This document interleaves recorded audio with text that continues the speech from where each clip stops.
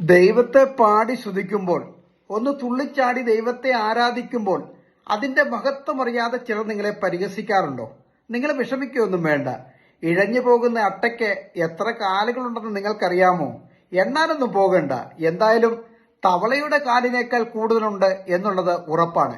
ഒരിക്കൽ ഇഴഞ്ഞു പോകുന്ന അട്ട ചാടിപ്പോകുന്ന തവളയോടൊരു ചോദ്യം ചോദിച്ചു.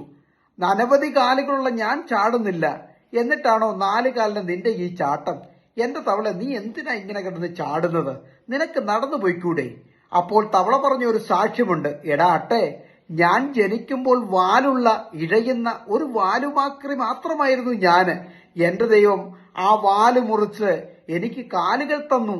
ആ സന്തോഷത്തിലാണ് ഞാൻ ചാടുന്നത്.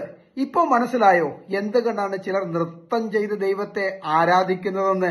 ഒരിക്കൽ പാപത്തിന്റെ അഗാധമായ ഗർത്തത്തിൽ കിടന്നതാണ് അവരൊക്കെ.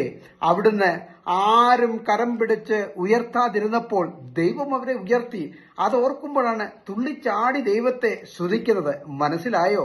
അതുകൊണ്ട് നാണമില്ലാതെ നിങ്ങൾ ദൈവത്തെ ആരാധിച്ചാൽ നിങ്ങളുടെ നാണക്കേട് മാറ്റുന്ന ഒരു ദൈവമുണ്ടെന്ന് മറക്കരുത്. ദൈവം നിങ്ങളെ അനുഗ്രഹിക്കട്ടെ.